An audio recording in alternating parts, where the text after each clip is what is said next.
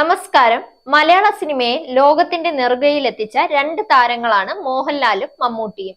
ഇവർക്ക് ശേഷം ആരെന്ന ഒരു ചോദ്യം പലയിടത്തു നിന്നും ഉയർന്നിരുന്നു. ഇപ്പോഴിതാ ഇതേ ചോദ്യത്തിന് മറുപടി നൽകിയിരിക്കുകയാണ് സംവിധായകൻ ബി ഉണ്ണികൃഷ്ണൻ. പ്രമുഖ മാധ്യമത്തിന് നൽകിയ അഭിമുഖത്തിലാണ് ഈ ചോദ്യത്തോട് സംവിധായകൻ പ്രതികരിച്ചത്. ബി ഉണ്ണികൃഷ്ണൻ പറഞ്ഞത്: സിനിമ എന്തായാലും മുമ്പോട്ട് തന്നെ പോവും എന്നതിൽ സംശയമൊന്നുമില്ല. പക്ഷേ അവരെ പോലുള്ള താരങ്ങൾ ഇനി ഉണ്ടാവുകയെന്നത് ബുദ്ധിമുട്ട് തന്നെയാണ്. മമ്മൂട്ടിയെയും മോഹൻലാലിനെയും മാത്രമല്ല ഞാൻ പറയുന്നത്. തമിഴിൽ കമലഹാസൻ, രജനീകാന്ത് എന്നിവരെ പോലെ മറ്റൊരാൾ വീണ്ടും ആവർത്തിക്കാൻ ബുദ്ധിമുട്ടാണ്. വിജയ് എന്തൊരു വലിയ താരമാണെന്ന് നമ്മൾ പറയാറുണ്ട്. അതിൽ യാതൊരു സംശയവുമില്ല. വിജയ് വലിയ താരമാണ്. അതുപോലെ അജിത്ത് വലിയ താരമാണ്.